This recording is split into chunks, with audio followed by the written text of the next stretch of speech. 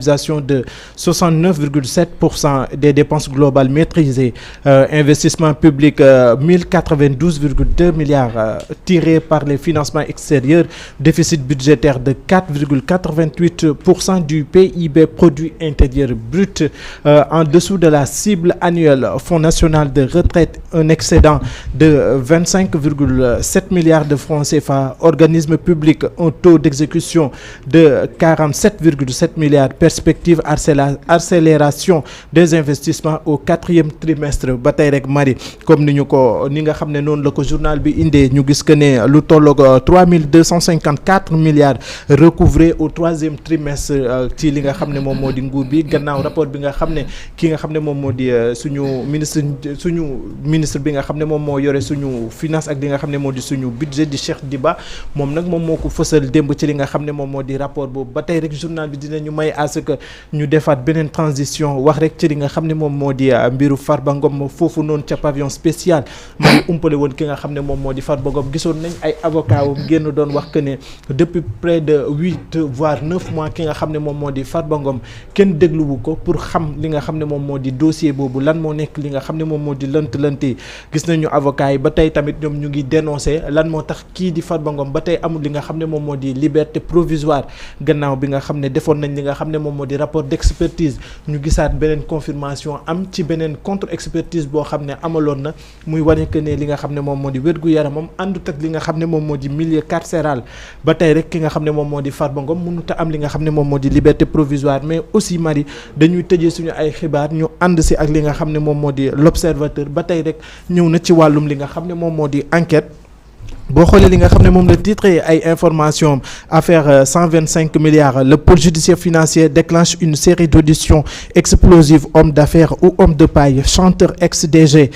convoqué entre le 24 novembre et le 28 décembre. Amadou Macky Sall, Ibrahima Karañara encore hors d'atteinte de la justice. boo gisee nag Marie, li nga xam ne moom la journal bi andi moom mu ngi xamal que ne ki nga xam ne moom moo di Ismaïla Ngom, Birane Ngom, Wali Balago Seck, Ibrahima Ba mu nekk li nga xam ne moom moo di doomu Amadou Ba. ñoom nag dinañ buñ jëlee li nga xam ne moom moo di intervalle 21 novembre ba le 4 décembre kenn ku si nekk rek war nga jàkkaarloog li nga xam ne moom moo di enquêteurs yi pour rek ñu xool li nga xam ne moom moo di mbiru 25 milliards yi. loolu moo nekk Marie li nga xam ne moom dañu journal bi andiloon. très bien Sayar, ñu wax ci li nga xam ne moo di cas Farba Ngom. gis nañ depuis boobu ba tey moo ngi sàkku li nga xam ne moo di liberté provisoire, mais daal di ñu ko may. avocat mi nag jamono ci nee nañ il est grand temps ñu daal di libérer seen client. Très bien, donc di wax ni c'est tout à fait normal qu'à chaque fois ñuy wax ci justice sénégalaise, parce que quoi que l'on puisse dire tey ñin bu ñu demee ba am confiance, renouveler suñu confiance ci justice bi, ba ñi nekk ci opposition bi également di renouveler seen confiance ci justice bi, c'est parce que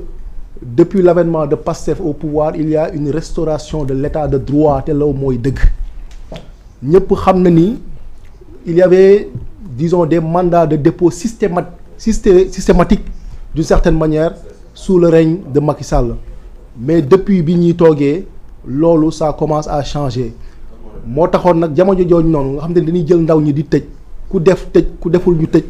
am justice bi nga xamante ni une justice à double vitesse,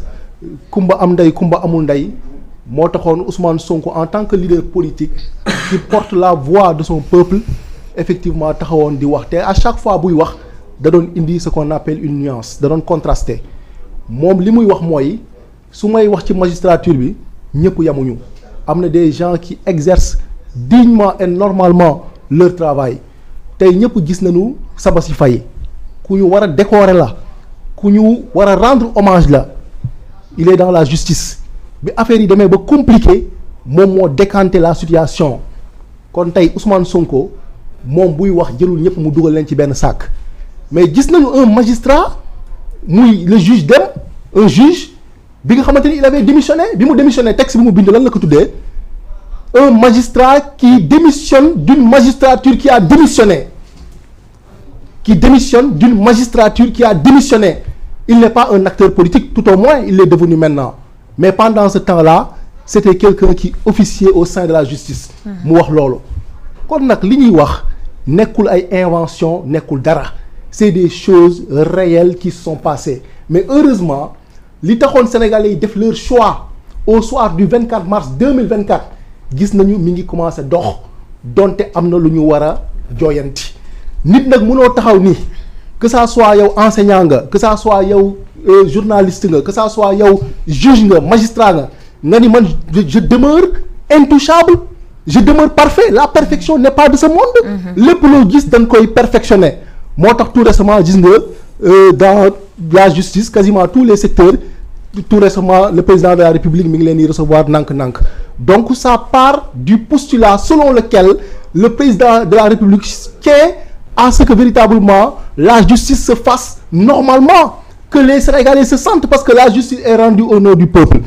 maintenant pour le cas Farba Ngom donc man li ma jaaxal mooy Sénégal ku def di rëy làmmiñ di bomber les muscles di bomber le torse d'une certaine manière ba justice am ay éléments yu mu la jàppee topp la ba tëj la da ngay commencer di simuler une maladie naan da nga feebar da nga lii da nga laa la dernière fois je pense que c'est le cas de Badara Gadiaga il y a quelqu'un qui a été libéré parce que tout simplement il y a eu un dossier médical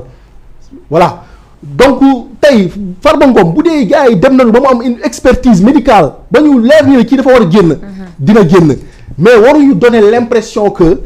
tey prison en fait ñiy sàcc ay ginaar ñiy sàcc ay téléphone portable ñiy sàcc ay xar ñoom rek ñoo ko yeyoo mais effectivement loolu je pense que mi ngi commencer changer même si je le dis et je le répète ba tey si biir justice bi am na lu bëri li nga xamante ni war nañ ko gën a ñoŋal mais depuis ñii ban fi toogee ba léegi muy Pastef gis nañu ak foo mënti bokk